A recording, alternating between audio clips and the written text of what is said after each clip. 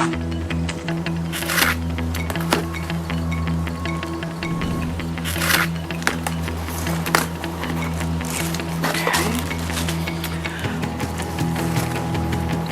have been waiting for this day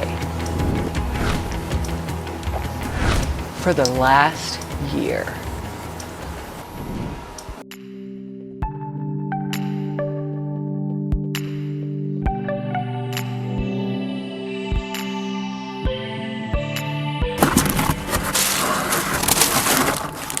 Oh hey YouTube, I'm Lauren Holly, also Graphic Nation with a K all over the interwebs, and today we are unboxing the Lumix S5. Fingers crossed, everything's fine and nothing's broken. All right. Got that. Okay. Right here, got the manual. Put that off to the side. All this important information, obviously going to skip over. There it is. Look at that. All these little pieces. Nice strap. Oh, there she is. You guys, the unveiling. Wow. Whoa. Just beautiful. Look at that camera. Just gorgeous. Now, it's been a while since I held the S1, but memory serves. This feels lighter. Let me go ahead and take this off. The sensor looks good and clean. Just protect that on there. Oh my goodness, I love the red record button here. And bam! That's what I wanted. That's it. Oh, beautiful. I cannot wait to get this camera out in the field. All right. Okay. Right in here, little old kit lens. Take this out. Unwrap this. Right there. A little bigger than I imagined, but I ain't mad about it. Look at that. 20 to 60. Oh my gosh. This is insanely exciting. All right, now put that to the side, put that to the side. Got a little lens hood action right here. Boom, there it is. Not very exciting for me. I hardly ever use those. Maybe once in a while. Now, got all the little stuff here, little cables, little charger, battery right there, and a little wall plug. Excellent. I think that's going to do it. All right, that's everything in the box. First off, I am going to pop in the battery right here. Get this little guy out of there. And hopefully it's got a little juice on it.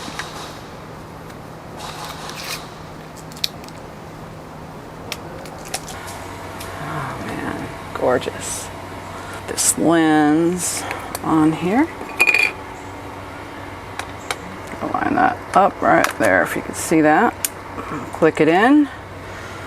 Pull that right off. You guys, this is basically my dream camera. When I had the S1 about this time last year, that camera just blew me away on so many levels. It's basically a perfect camera. But after being such a long time Micro Four Thirds shooter, I was not expecting the S1 to be as large and as heavy as it was, and I certainly missed the fully articulating screen that I have enjoyed in all of my G-series cameras over the last 10 years. So I really, as much as I loved the S1 and that camera is just super amazing to me, it wasn't the right camera for me. So now, a year later, I feel like I have my dream camera.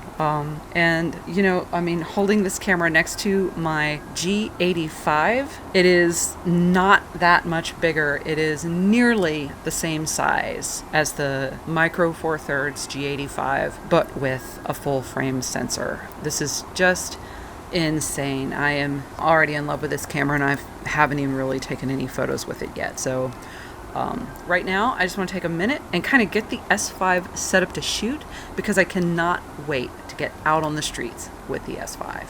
All right, now let's dig into the menus, and I want to customize just a few things so I can get out on the street and start shooting as soon as possible. Now, right off the bat, I go straight into picture quality and change from the JPEG default to RAW. I always shoot in RAW, and I hardly ever add JPEGs to my workflow. It just takes up extra storage space, and I want every bit of control that I can get in post. So I just skip the JPEGs and go straight to RAW. The second thing that I always like to change, I like to go in and make sure that constant preview is engaged. Now, if you're not familiar with this feature, it is one of my favorite things in modern cameras, and that's where your LCD can actually display the exposure right on screen, so that when you're shooting, you know exactly what your photo looks like, you know what the highlights look like, you know what the shadows look like, and it really helps you to dial in your exposure perfectly. Another thing that I like to customize in my camera settings is focus peaking.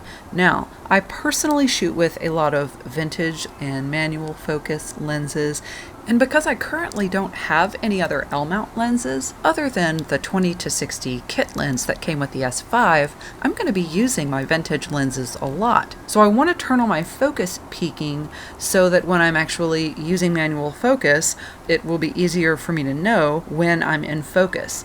Now, the S5 comes with focus peaking turned on and set to 0, which is sort of just normal, but I do like to go in and customize it to the way that I like it. So I'll go in and add it to the highest level of sensitivity, which is +2 here. And then the other thing that I like to tweak just a little bit, I find that the most obnoxious color, red, is the easiest for me to see. So I always change whatever the default color is. It's usually sort of a blue or a green color, and I find those colors just don't have enough contrast, and they're not quite as obvious. So I just go for red every time. Another small adjustment that I like to make is to go into the timer and change it from the default setting of 10 seconds to the shorter setting of only 2 seconds. And 10 seconds is just too long. You'll use 10 seconds if you've got, you know, a lot of setup that you need to do before the shutter actually fires. As an example, if you're taking a group photo and you want to run around to the front of the camera and actually be in the photo, 10 seconds is more appropriate there. But for me, when I'm shooting long exposures for my cityscape and landscape photography, 2 seconds is just a whole lot better for me personally, so I change that every time. The other thing that I like to shoot with is the photo grid lines. I like that the photo grid line helps with horizon, it helps with composition, and I just really like that. The other thing I also like to turn on is the level gauge, so you get perfectly straight horizons.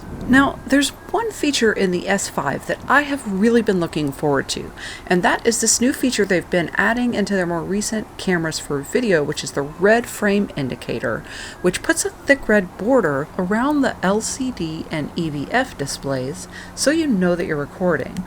Now, I was surprised to find out that when I turned the S5 on, this was actually disabled from the factory. So let me go in and show you really quickly how to turn that on. So if you'll look sort of down at this little gear icon, and then you'll sort of scroll over and scroll down to your monitor display video settings. It is all the way at the bottom, and it is called Red Record Frame Indicator, and you'll just want to turn that on. Now, there's a lot of video features on the S5, and I just opened the box and I haven't even had a chance to dig into video yet on the S5, so we'll have to save that for another day. But there you have it. Those are my quick go-to settings right out of the box to get shooting ASAP, and I cannot wait to get the S5 out on the street. I don't think I have been this excited about a camera since I pre-ordered my very first Lumix G3 in 2011. Thank you so much for watching. I'm going to drop some links so you could pick up the S5 from my Amazon affiliate page. If you're so inclined, your support there is greatly appreciated. Hit the thumbs up if you like the video, or even better yet, subscribe and hit notifications. That's going to do it for me today. Thanks so much for watching, and I'll see you next time.